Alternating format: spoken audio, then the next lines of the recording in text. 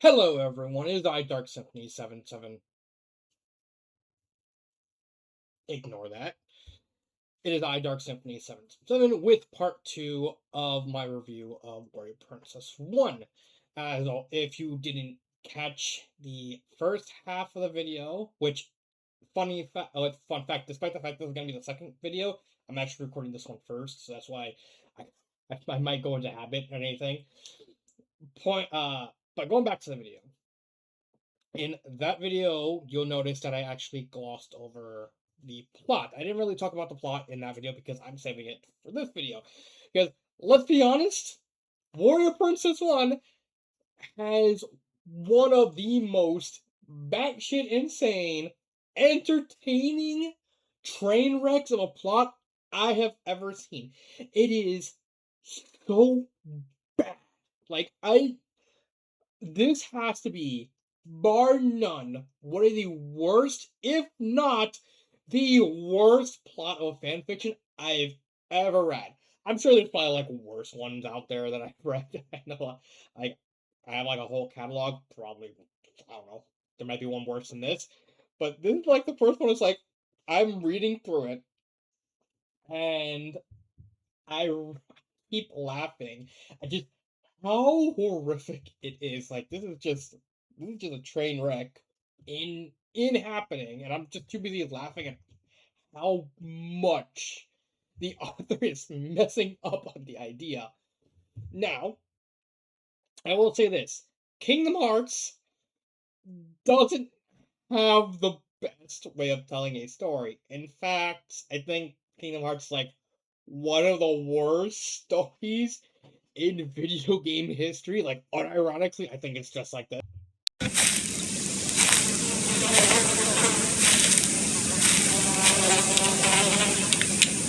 That is one big pile of shit. Like, if you're trying to play the Kingdom Hearts for the story, just play Kingdom Hearts 1, just play Kingdom Hearts 2. Everything outside of those two games, it just becomes a confusing mess that is just so nonsensically idiotic that you don't even know which way is this way, this way, this way. People die, then they get resurrected with no reason besides plot. And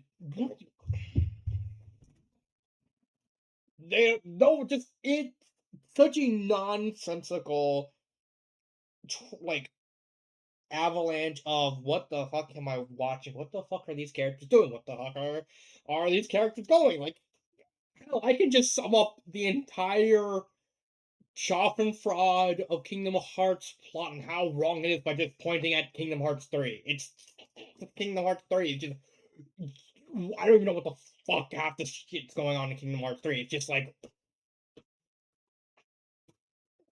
okay, Sora's going all these Disney worlds for no reason, you say. Then why? Then why? It makes it. Okay, okay. Before I go on a weird tangent, I need to actually, before I go on another weird tangent, and also before I talk about the plot of Warrior Princess 1, I need to talk about the plot of Kingdom Hearts 1. Because it's actually very important to what I'm trying to say about why this plot is so bad. In short, the plot of Kingdom Hearts 1 stars three children: Sora, Kairi, and Riku. They're these three friends who live on the Destiny Islands. Who want to travel across. So they prepare a raft, and Riku, out of desperation for wanting to leave the island desperately, opens a door in a hidden grove. And by opening that door, lets in the Heartless, which are these creatures of darkness of various sizes and shapes, that whose only purpose is to infest the world and destroy it from the inside out. They basically go in, find the heart of the world, corrupt it, and then they destroy it that's how they do everything. The Destiny Islands break up. Sora, Riku, and Kairi are separated from each other. Kairi is actually kidnapped, and Riku and Sora are more or less separated. Sora ends up in a place called Traverse Town, where he runs into Donald and Goofy and also various Final Fantasy characters. That's going to become important with the fanfiction plot.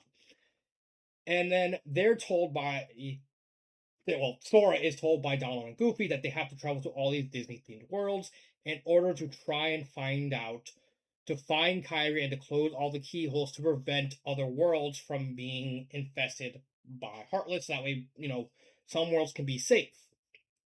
Along the way, right around the time they get to Agrabah, they find out that the person behind everything is Maleficent. No, not lesbian Maleficent. Straight Maleficent.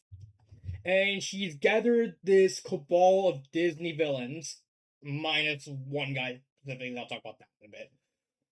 And is trying to capture these princesses of heart, which are the seven Disney princesses, well, six Disney princesses, and Kyrie because she's the seventh, and is trying to use their hearts to open the gateway to the darkness. So that way, Maleficent can get her hands on Kingdom Hearts. Kingdom Hearts is not only a name; it's actually a object location. I don't really know off the top of my head which one it is. It's kind of implied it's probably like one and the same. It's like an object and a location, but well, for convenience sake, let's just say it's an object. It's just a big heart in the sky sort of deal. And eventually, Sora, Donald, and Goofy have to go and stop Maleficent from getting her hands on Kingdom Hearts. They do eventually stop her, and then they find out that the whole thing was caused by this guy named Ansem, who was basically studying darkness, and then he became dark. He became corrupted himself and evil, and he did all these evil things. And you eventually have to stop him. It's a very simplistic plot. There are some minor complexities because it's trying to adapt. Every Disney World is trying to adapt at least part of the plot that the movie was based off. Like for instance, Agrabah is trying to adapt as loosely as it can to the original Aladdin film. You go through like all the Agrabah streets. You go into the desert. You go to the Cave of Wonders. You fight Jafar, and you eventually seal him in lamp.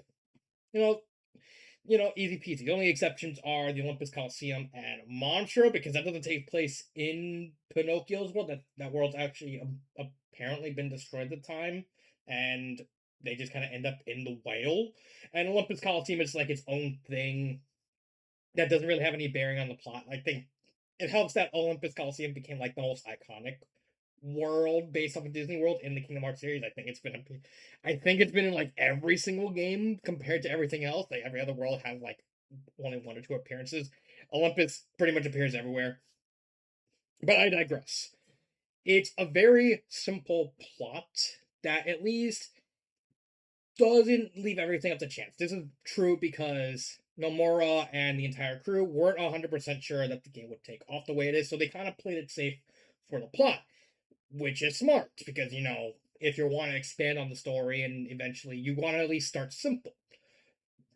Eventually they get to Kingdom Hearts 2, and then like that's a complete can of worms with like the whole Organization 13 and like Roxas and Nobodies and Masters and Xenohort and all that. But that comes in Kingdom Hearts 2.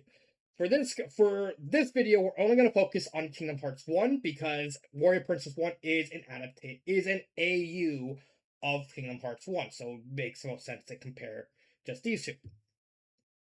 When it comes to the plot of Warrior Princess 1, instead of Sora being the one who gets the Keyblade, it is Kyrie.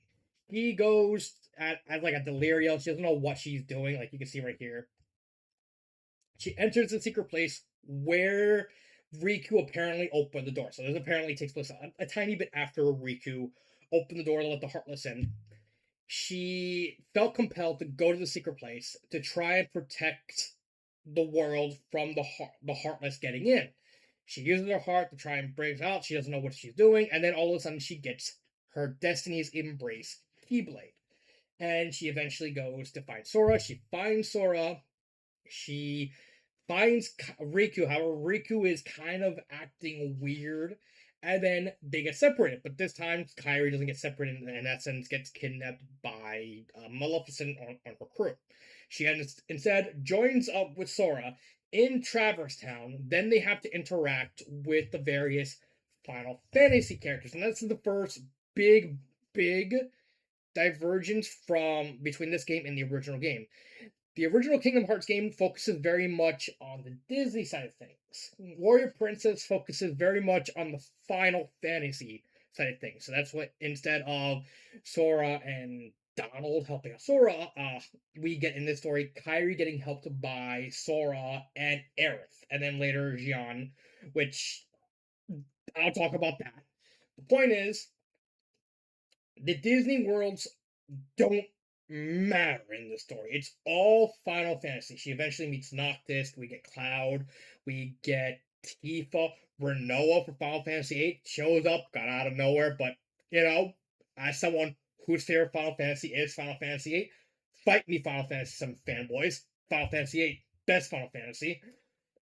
It's a very bold choice, but it's one that actually can work. Considering the fact, again, the Final Fantasy and the Disney side of it kind of work together. Granted, as the games go on, the Final Fantasy side kind of takes a back seat.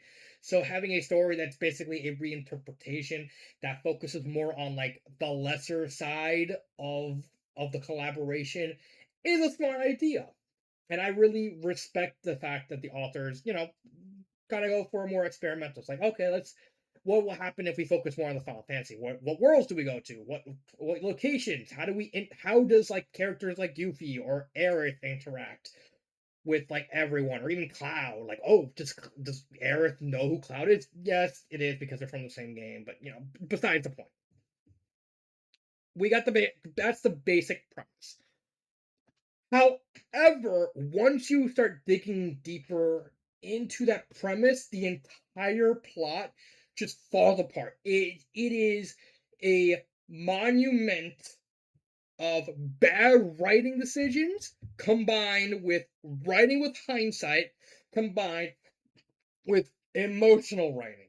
And it is such a recipe for disaster that it just became a comedy. So what do I mean by this? Well, let's start with probably the most obvious example, which is the worlds. In Kingdom Hearts, part of the appeal of the games is going to the world and seeing how they interact with various Disney characters.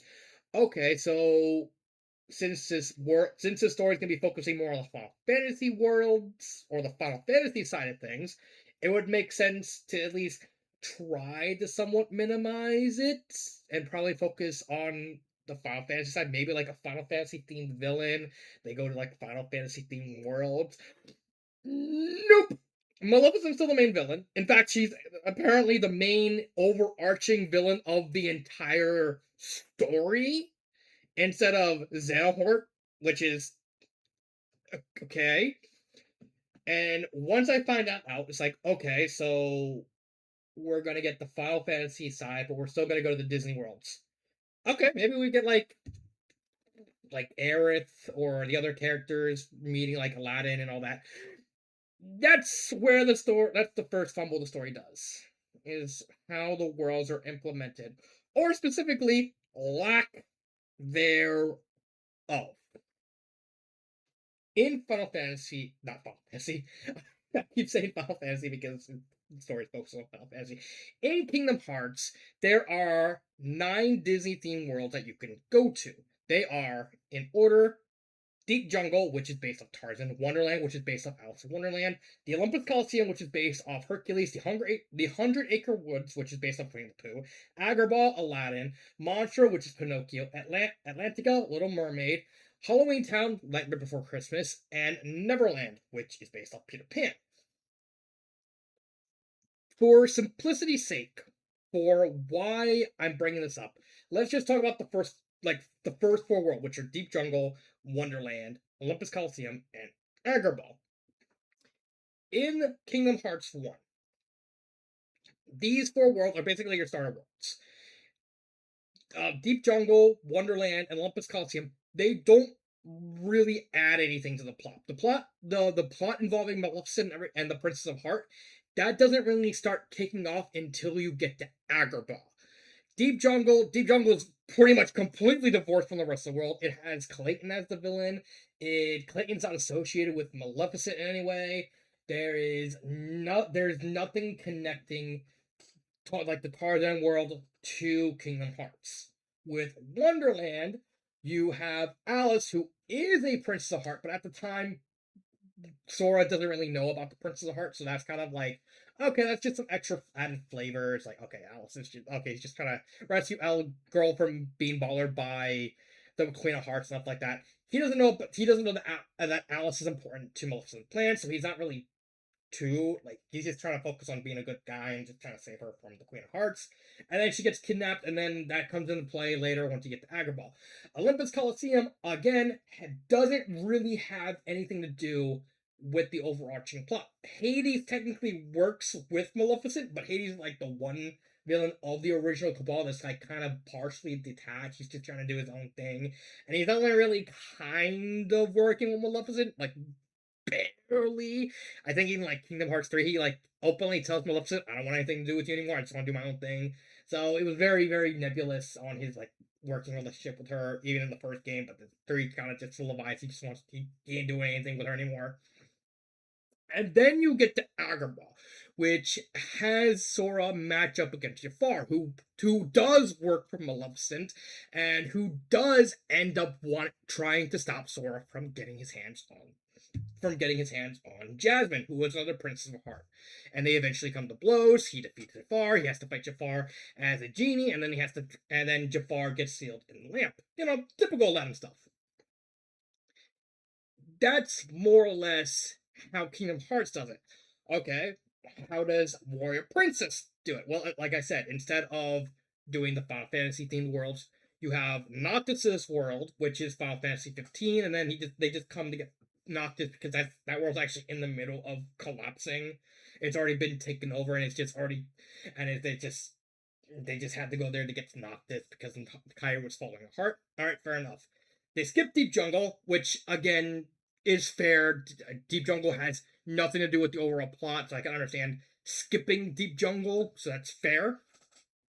Olympus Coliseum, it's very brief. Like Olympus Coliseum is one of 2 Disney worlds. Yeah, out of the 9 Disney worlds, only 2 have entire chapters dedicated to them. One is Olympus Coliseum, the other is Neverland, which I can get why the author is doing Olympus Coliseum. Let's see, where is it? Yeah, right here. No, wait, is it? Yeah, right here. This one. I understand going to do the Olympus Coliseum because you're trying to at least establish very early the Wayfarer trio, which is Aqua, Ventus, and Terra. We'll talk about them because they're a problem in themselves. So having to have them at least mentioned is at least a smart idea, even if it's like the one world where there is intersection with, which is the Olympic Coliseum, because it appears in Birth by Sleep and Kingdom Hearts 1, so it makes sense why Phil and Hercules would know of the Wayfarer trio because they've met them. Unlike every other world, which hasn't, as far as I'm aware. I don't really remember off the top of my head what the worlds in Birth by Sleep are. I think there's like a Lilo and Stitch world, but I think that's the only one I can think of. I can really remember. Then you get to Wonderland, which is I don't know why the author took the direction they did with Wonderland. This is what Wonderland looks like in Kingdom Hearts Final Mix. Now ignore the cutoff quality because I can't change the screen while I'm mid-recording. Sorry, I got interrupted by someone who shouldn't be interrupting. This is Kingdom Hearts. Kingdom Hearts.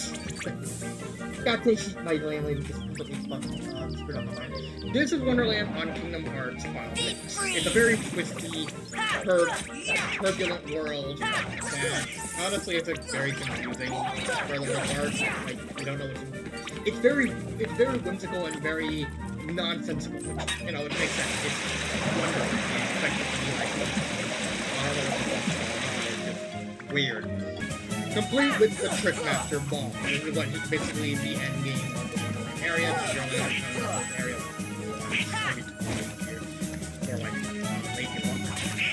late Keyblade. Do you want to know what Wonderland? You know, fuck it. I'm leaving this here. Do you want to know what Wonderland is in the story?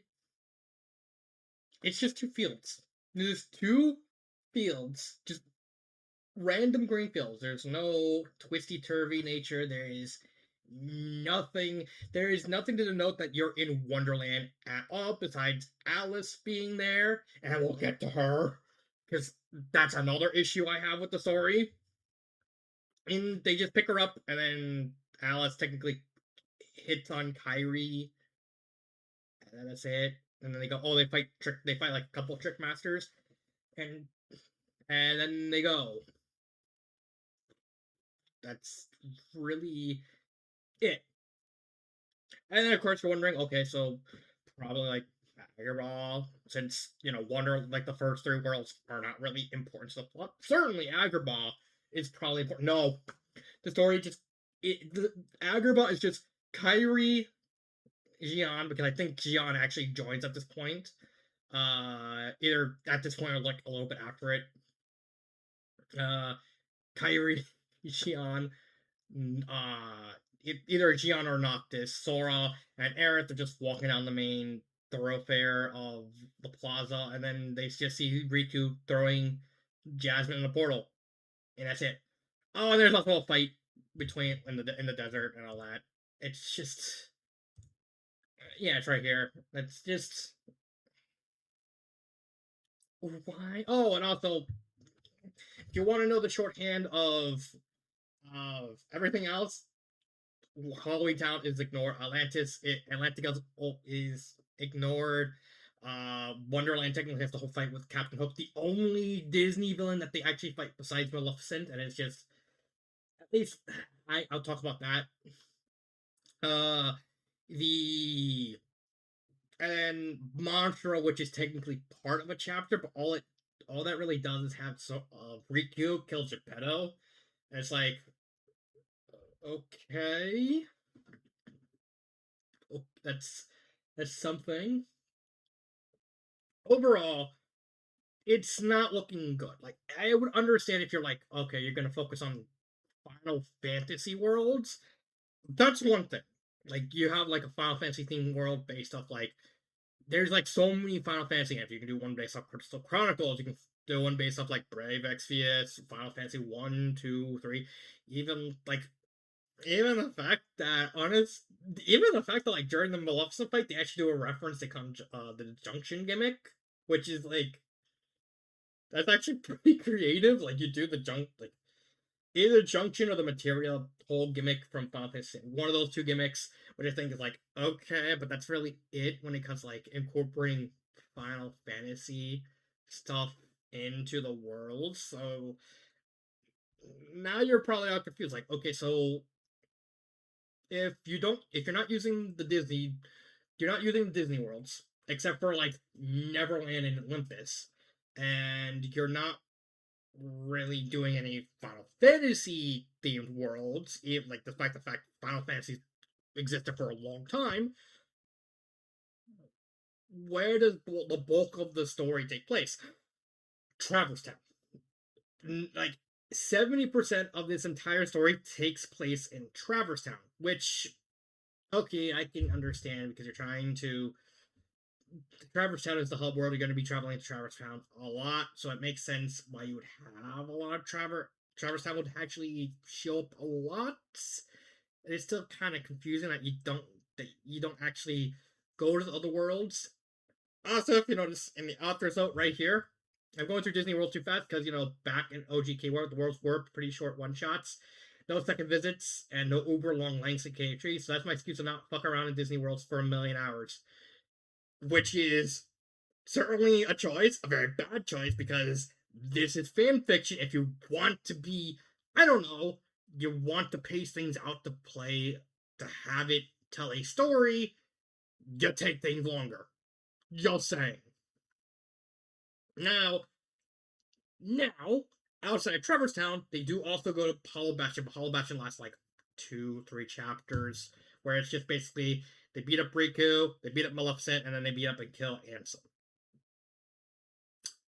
Yeah, that's it. And then the end of the world shows up at the end, but that's like they already killed Ansem, so it's just open. They're just gonna try and shut the door, and then Mickey and Aqua, while people just casually stroll out. And no, not good Aqua, bad Aqua. And then the story just kind of, and that just kind of ends with like a weird. They just end up going to Castle Oblivion for some reason because. Uh, now, is there any like now you're thinking, okay, surely they must go somewhere, some at least like a new like anything, right? They do go to one world, one extra world, but this is where we get the whole political and emotional thing because oh my god, where is it? There.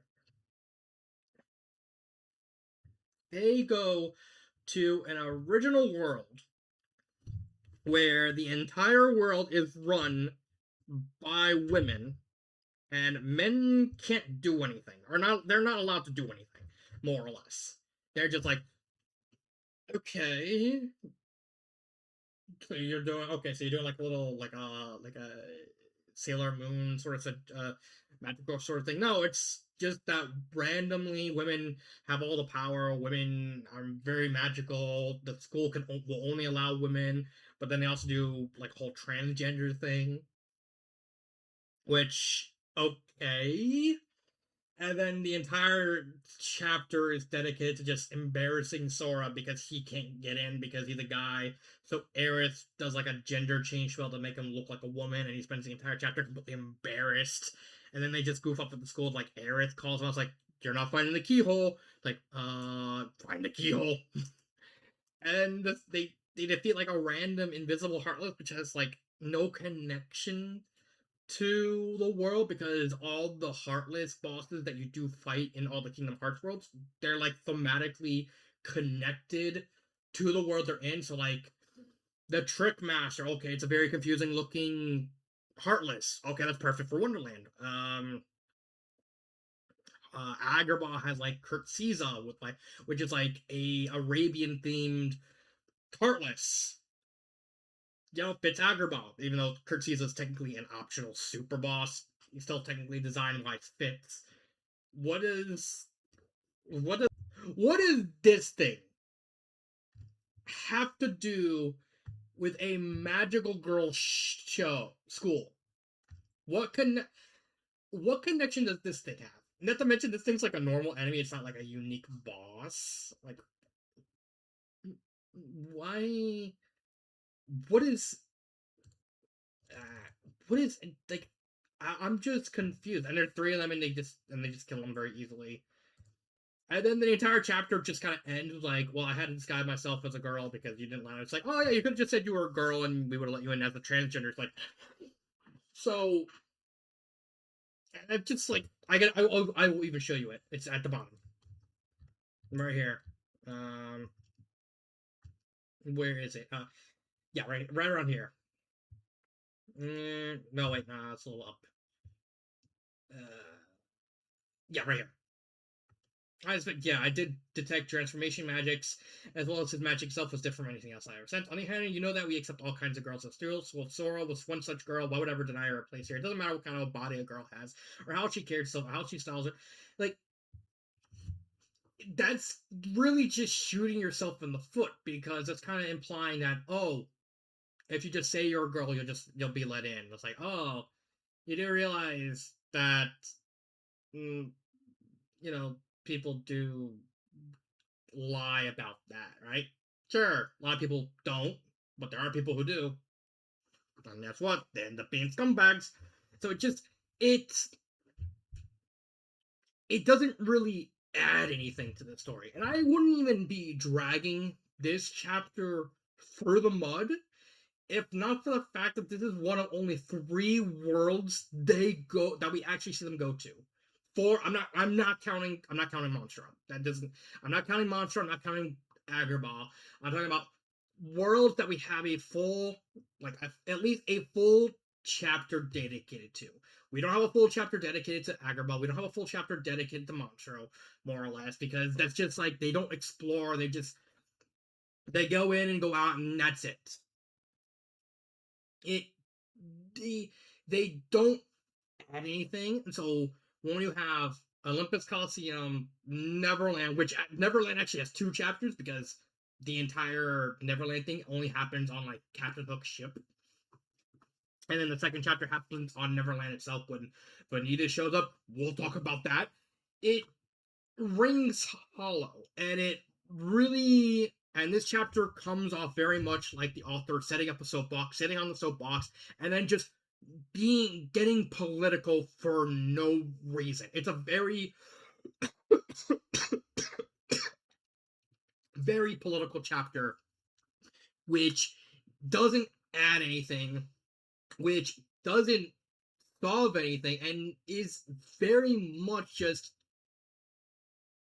nothing. Like, what does any of this have to do with the story? At least in this story, Olympus Coliseum adds to the story. Neverland adds to the story. What does this add to the story? It's nothing. It's just filler for the sake of filler, for the sake of the author wanting to get off like political, like some sort of pseudo activism.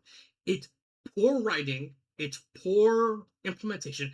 I wouldn't even be complaining if there were more worlds that Kyrie and her gang go into and interact with the characters. Even if it's Final Fantasy, even if even you go to the next chapter. You go to the next chapter, the very first paragraph. It reveals that one, Kyrie and their gang goes to Nottingham, the Disney version of Robin Hood, with with the Tiger King John, and then they also go to San Francisco. They go to Big Hero 6, and yet you don't dedicate a chapter to either of these characters, to any of those worlds, but you dedicate an entire chapter to a world where women are pretty much in charge of everything. And then you kind of haze it by doing the whole transgender thing at the end, specifically with Sora. I don't care if the characters, if you're transgender and you're actually genuinely transgender, that's fine. But the whole ending thing with Sora, is like, oh yeah, you do say girl, and you would have been let in. It just feels like a hypocrisy. It's very lame. It's very horrific. It's just unnecessary.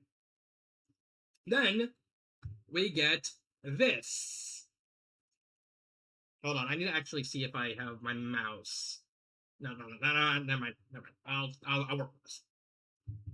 At the top, you see warning: suicidal behavior / inclinations, and a major swearsy. Like, I get the idea of trigger warnings. The idea, you want to warn people, and it's like stuff like suicide. That's fine if you want to say, because I myself have attempted suicide before. So I'm completely fine with okay, people who are very touchy feely and the idea of suicide. It may upset people. That's fine. I understand that. Do you want to know what the P word is, though? Do you want to know?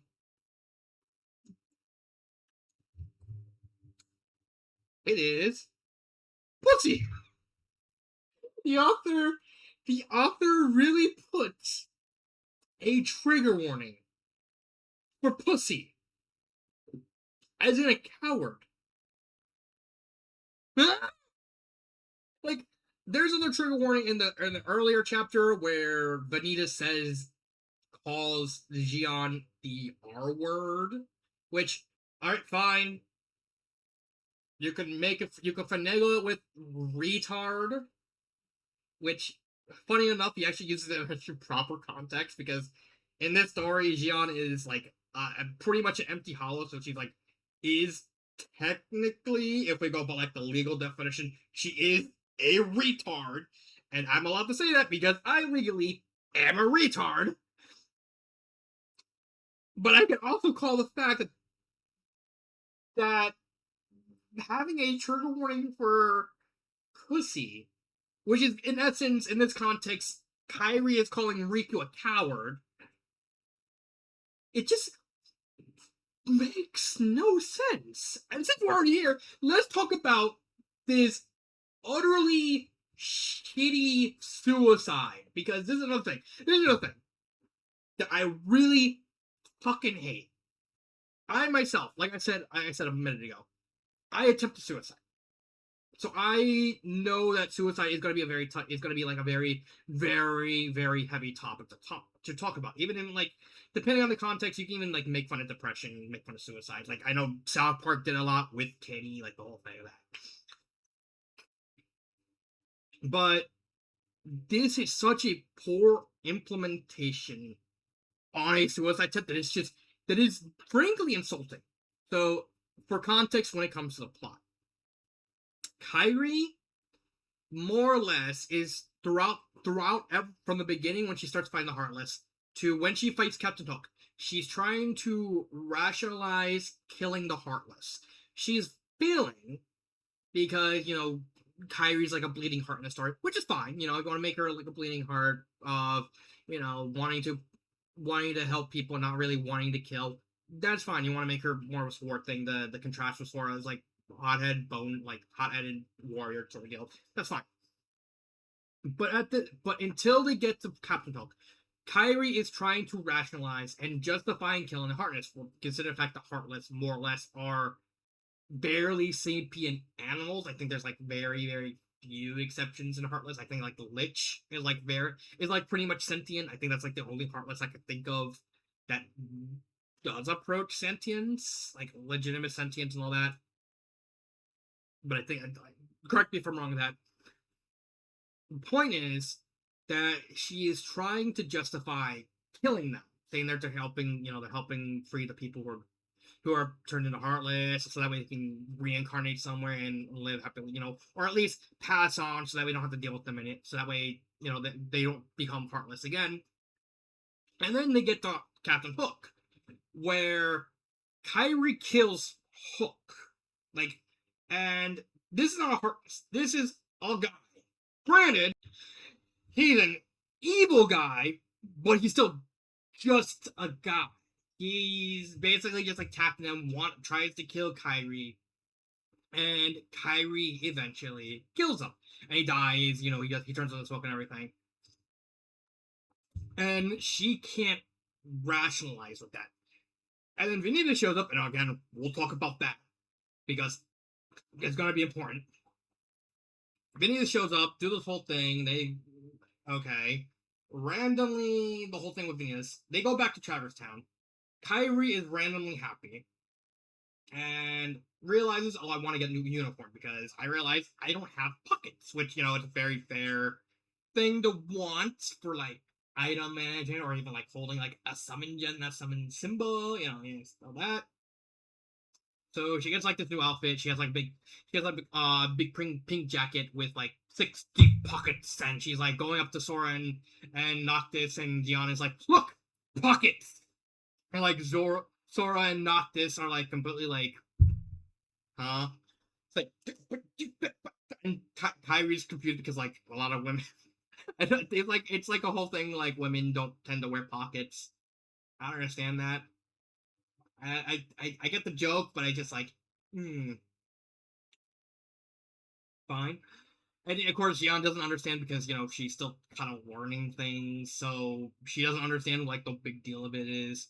So she goes, "I'm gonna go to Aerith. I'm gonna go to Yuffie. And I'm gonna ask him. It's like you gotta worry about the pockets." She enters their home, like, "Look at these pockets." And then Kyrie gets the news that Maleficent was spotted in Traverse Town. What she's doing is completely unknown. Kyrie wants to go head first because, like, okay, Maleficent's here. If we take her out, we can stop the shortlist thing ever. Eric, however, is understandably worried, saying that there's like Maleficent is very, very above everyone because Maleficent is like being portrayed as like this ultimate evil sort of thing. So it's like they want to take legitimate caution on when they take her out. They go plan, and hopefully they try and luck out and defeat her. Kyrie wants to go and head first, so she tries to rush out. Aerith starts getting mad, trying to corral Kyrie. Kyrie feigns being sorry, then casts stop on everyone to prevent her, so that way they can't stop her from going after Maleficent.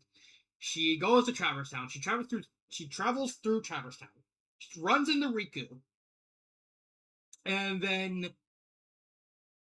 Riku's like, "Oh yeah, we want Maleficent. You have to get through me." And then Kyrie randomly stops the fight, and then just asks him, like, "How do you think of my outfit?" And Riku, understandably, is confused over the whole thing. He basically is like, he wants to fight. He's like, so he's just like, oh, this is probably like a trick to kind of lure him in false sense of security. It's fine, you know. I didn't think anything like that. Yes, there is. Oh, also there's like some random sexist thing. I don't know why. Ignore that. Kyrie gets upset over the fact that Riku just like Sora knocked his like one, like not even caring, and two, just randomly out of the way. Then Kyrie just randomly gets suicidal and asks Riku to kill her. It's like, this is like, huh? Like, okay, I understand the whole like attempting to want a suicide because you're not because you probably can't handle the fact that you killed Captain Hook. Again, he's a guy, but he was still an evil guy, but he was still just a guy, so she can't really justify killing him. So her asking Riku to kill her, that's the problem I have with this part. Is not so much that her, asking Riku to kill her. I don't have a problem with that. It's when it happens, because like, wouldn't it make more sense that it happened a little bit after they defeat Captain Hook, like instead of what's implied to be several days after, and not stemming from a conversation where like Riku's legitimately confused over being asked about Kyrie's fashion choice. It just rings off putting, like just unnecessary. And of course, you get the pussy thing, and then knocks Sora, and then Riku just knocks her out with the hilt, and we got like a whole dream sequence where she meets Dream Sora and Dream Riku, and then she also accuses regular Riku of sexually assaulting her while they were passed out, and just I don't know. I don't know. It's such a bad decision there was such an easy way to do this. Just have Riku show up after they defeat Captain Hook, because they do a whole thing where they decide that, okay, she killed Captain Hook. We're gonna stop in Neverland and rest for like a little bit, so that way she can kind of cope with the whole thing. Riku shows up, taunts her. You do the suicide thing then, and you get the dream sequence. Like, it would make much more sense with that. Like, it just I don't really have a like I don't know. It just makes no sense. It just makes more sense in my head. Okay, so now we got that out of the way. Talk about let's talk about the last thing I want to talk about, and that is writing with hindsight. Because there's one other issue that I do want to talk about, but that's more related to characters, and you'll probably already heard that in when I talk about the characters, and that is writing with hindsight. So I need to actually go to a specific chapter for this, because I need there. I need that. Thank God. Yeah, this is the one. This is also the one with the whole retard warning. Writing with hindsight is, in my opinion, one of the biggest noob traps for any writing when it comes to anyone wanting to write something involving a fan fiction, because it seems simple on paper. Like you understand what's going to happen from future events, and so you're trying to apply those future events to previous events in order to try and tell a better story. The problem is, and why this is a new trap, is how it's always implemented. It's not implemented in a way that makes the story is more fleshed out. It's more like you're just bringing so many elements and unnecessarily confusing other stories with these elements by adding these elements, which makes a more confusing experience. For instance, the whole thing with the Wayfarer trio with Xion, that makes sense because of the simple fact that by the time that Xion was already being actively created during the events of Kingdom Hearts, very late in the events of Kingdom Hearts, but she was being worked on, and you can actually see that with. You can see that right here with the Xemnas boss right from Kingdom Hearts 1. So, quick context. In the final mix of KH1 and KH2, they introduce elements that foreshadow the events of future games. In Kingdom Hearts 1, Kingdom Hearts 1 experience, it's introducing Xemnas as this mysterious figure who just shows up and wants to test Sora because to essentially show that the organization is now keeping an eye on Sora because they well now you're not interesting, and also reminding me of him, which is of course a reference. What's that supposed Roxas. To mean? Not only that, but when Xemnas actually walks through Sora, he actually grabs hold of all of his memories for later use to eventually put into Xion, which we actually get to see in 358 over 2 days on the Nintendo DS. And that's how Xion acts the way she does in that game. In this story, since Kairi is the main character, and since Xemnas can't really get memories, they decide to, we're just gonna test Xion out, gotta see what happens, and they send Xion to Traverse Town just to see what happens, just as a test subject sort of deal. They held back Xion. However, Xion, of course, since she doesn't have Sora's memories, can function well. She's essentially borderline a blank slate besides just wanting to kill Kairi. Like, there's a part where Kairi's taking Xion clothes. The shopping is like, oh, and she takes off her coat because she's dressed in the organization coat, and it's revealed that she has nothing underneath it because she doesn't know anything about clothing, and so Kairi, of course, wants to cover her up and everything. That's actually a good use of using future events to help smoothen out certain events from the first game. That makes sense because again, Xion was already made, and they're just introducing her a little bit earlier to kind of justify certain events because Xion is actually being taken over by Namne or Shakira, so Xion has to be moved in, and her just showing up in Kingdom Hearts in the first story makes a lot of sense. Then you get the Wayfarer trio, which doesn't make any sense because yes, Phil mentioning them, all right, that's fine because of course he would know them. He look at the Keyblades like, oh, took a while, but I remember there's someone else from years ago who had a Keyblade and didn't mention them. It's just a casual mention, but just to remind the reader that hey, these three exist. They're gonna come in and play sometime, maybe in a story or two. Who knows? And then you get to chapter 17, and then Vanitas bumfuck shows up. Like, what? Like, yeah, I get the last chapter kind of reveals that Vanitas actually is apparently a part of organization, like, or at least working directly with Xemnas.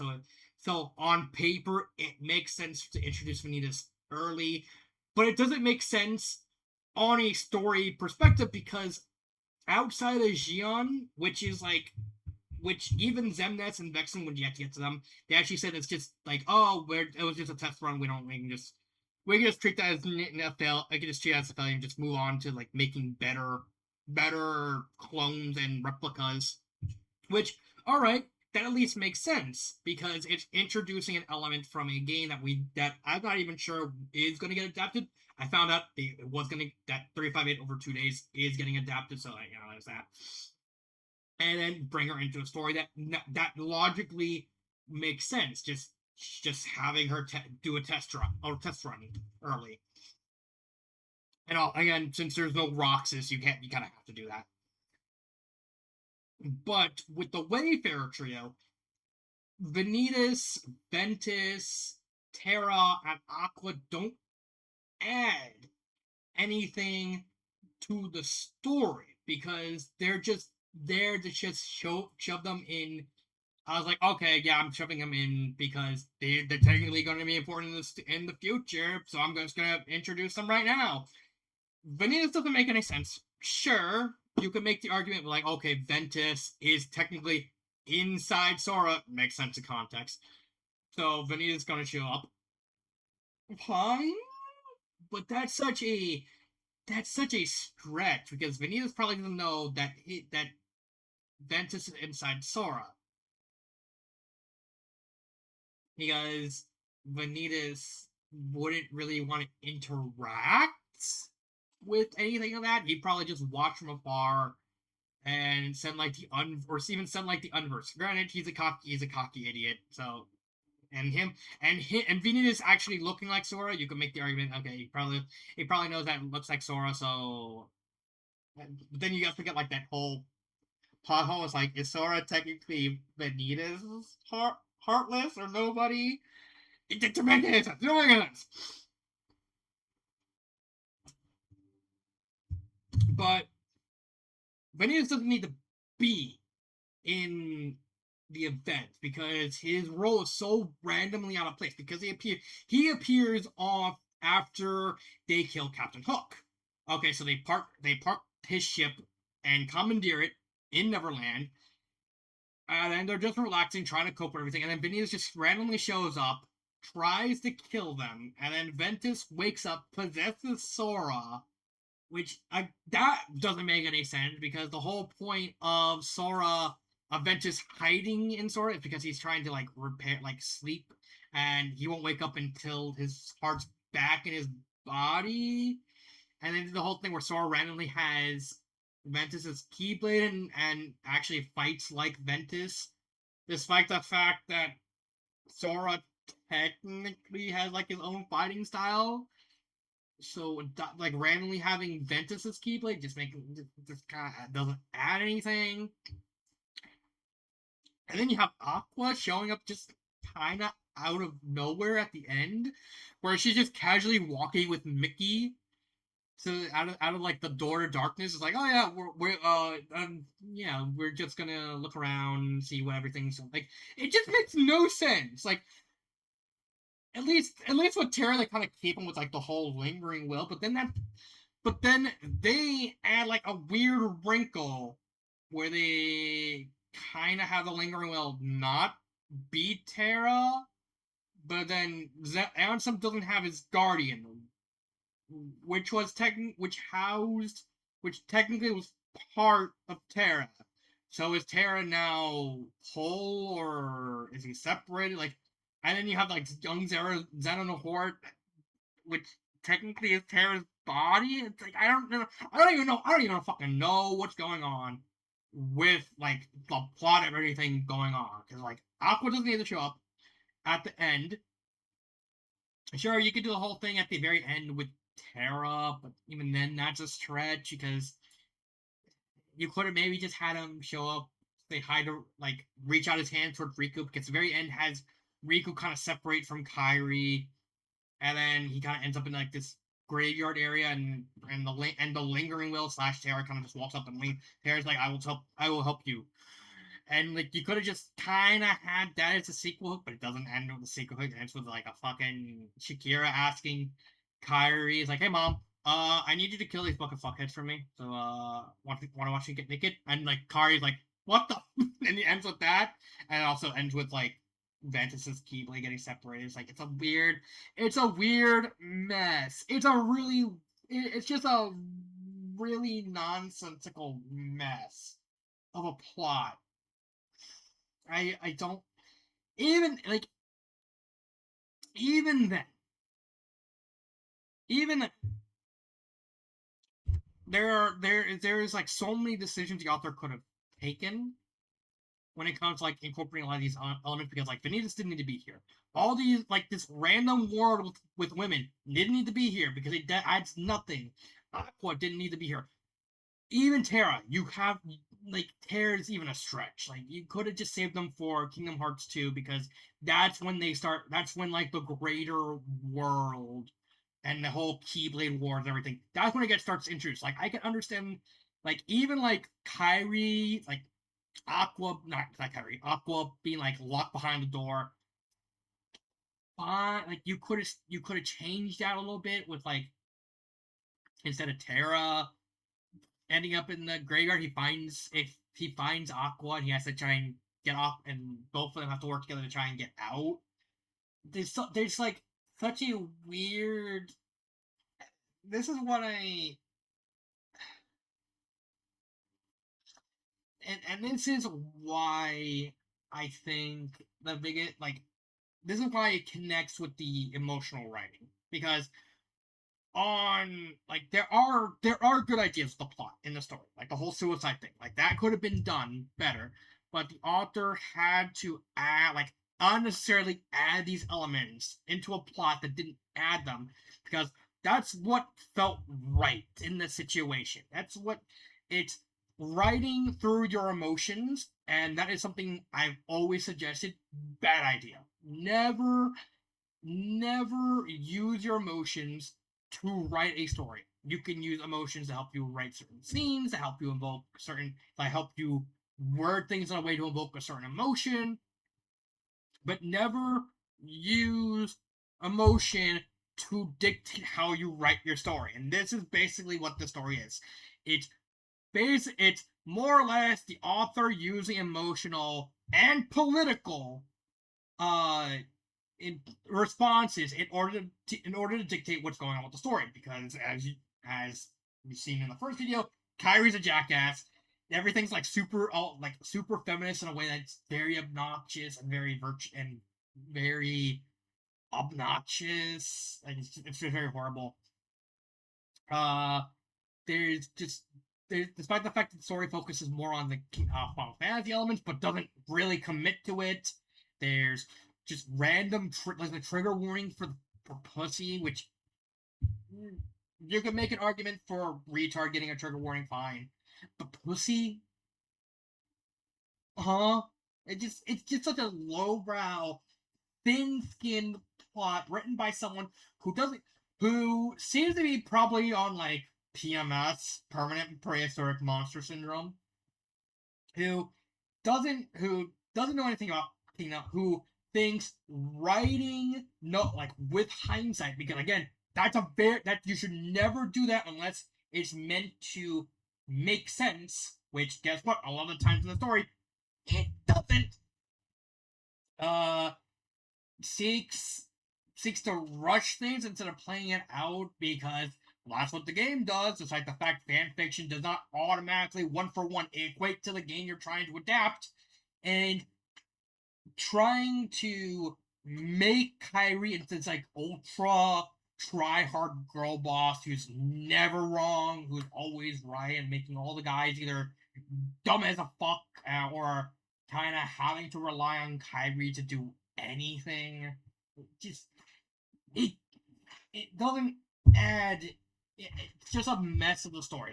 Honestly, the fact that this has a TV trope page is probably just a big insult because why the fuck does this have a TV trope page with no your mileage may vary with probably called a single trope on that area saying what do you mean it's political? But this story was just a monstrous train wreck of just so many. I haven't even talked about the whole Kyrie Sora team up move, which is a reference to Kingdom Hearts 3, which doesn't which rings hollow here because of the simple fact that that ability works in Kingdom Hearts 3 because of the journey throughout the entire franchise instead of a single game, which is just Kyrie just being a girl boss. Alright, so Now that I talked about the plot, more or less, what can I do to fix it? First off, an obvious decision: add more Final Fantasy elements. You want to you the school thing. Honestly, the school thing's the easiest thing to fix. Replace Leon with either with Noctis. Replace him with Noctis. Have them instead go to like this random they go to the school in Final Fantasy VIII. Hell, have most of the world. Hell, have Maleficent be replaced by Ultimecia. Like, okay, you want a witchy ultimate like pseudo evil who like very is evil. None of it. Like if you're going to commit the Final Fantasy Act side of Kingdom Hearts, here's your villain. Just make her the main villain instead of Maleficent. Have all the worlds more or less be based off like other Square Enix properties. With like the king, like with the like, you can even still have like the whole Disney worlds. Like if you're going to at least like have a Kingdom Hearts space world, I understand you want to do like the whole Princesses of Heart thing, so I can understand keeping like Alice sort of deal. Just don't make her lesbian or make her horny. Yeah, fun fact. The author also makes like several original characters. One, they're all women. Two, they're all lesbian, and three, they're all horny. It's like the author doesn't know how to write women. It's so funny. Anyway, you have you have a villain. You have several worlds. Yeah, sure. Add you can add some other like Disney themed world, like the Olympus Coliseum. That makes sense. Uh, Wonder like Agrabah. That would probably make more sense. Maybe have like instead of like they go to this Disney world and instead of fighting the Disney villains, they fight like minor Final Fantasy villains. Like you can even have Gilgamesh show up out of nowhere. Remove Vanitas and Aqua. You can kind of keep Terra as like the sequel hook to like everything. Like Riku ends up in the graveyard. Terra shows up. He just leans his arm. Now you're just wondering, okay, we know that's Lingering Well, but why is Lingering Well actually moving around? What's his deal? Is he gonna help Riku? He's gonna fight Riku? He's gonna kill Riku? I'm actually interested in that. Uh, you have like you can add in more fantasy gimmicks. Like you could add the material. Like you could have them use materia instead of elixirs and spells. Or even like you can use, or if you're gonna go full ham with the Final Fantasy VII, Final Fantasy VIII, use conjunction. Granted, conjunction not the easiest gameplay mechanic to understand, but you know, it's there.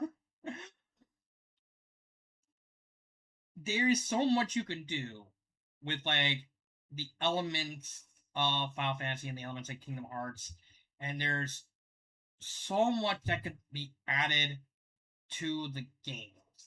Another thing, and it's kind of weird. Character wise, probably incorporate Alice more. Like honestly, a neat idea. It's like if you're gonna do the whole Wonderland's like more because Alice's mental state. How about instead of when they do the dream fight, instead of Dream Riku versus real Riku, it's Riku versus Alice, and Alice creates Wonderland and basically beats them on her own turf. Like because the whole thing is Alice is able to traverse across streams because of her mental state, so she's able to lucid dream all the time. So have her show up, fight Riku.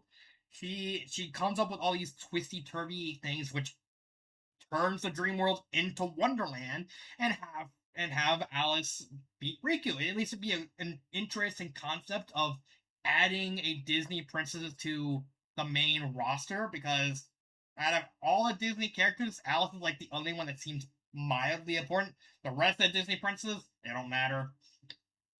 So having at least like one Disney character among the group, even having Alice show up more often, but at least give that connection to the Disney side of things. Because in Kingdom Hearts 1, the Final Fantasy crew are there. They're just not really that important to the plot. They are slightly more important in Kingdom Hearts 2.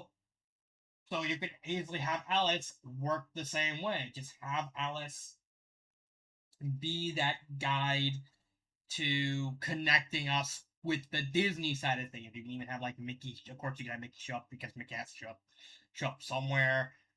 Fixing Riku's character. I don't like Riku. Like I mentioned Riku's character. It's a very badly written character. I don't like Riku's character. It's horrible. It's just how much the author decides to bone him because of emotional writing and girl bossing Kyrie.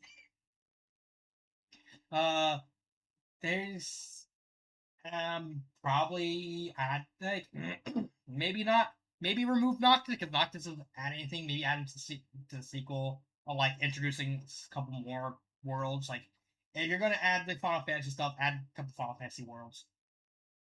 Uh, maybe have a few more Disney bosses.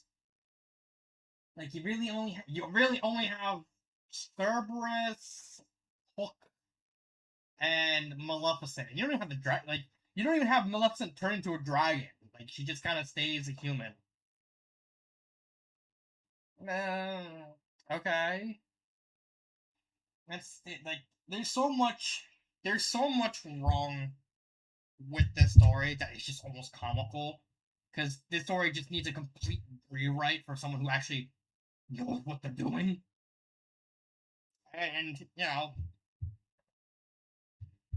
or if you do know what you're doing, try and rein back on having your emotions dictate the plot. Because everyone knows writing with your emotions is a bad idea. So, yeah, that is talking about the plot of this story. And also trying to see what I would fix. This has been Dark Symphony 777. I will see you next time, and cut.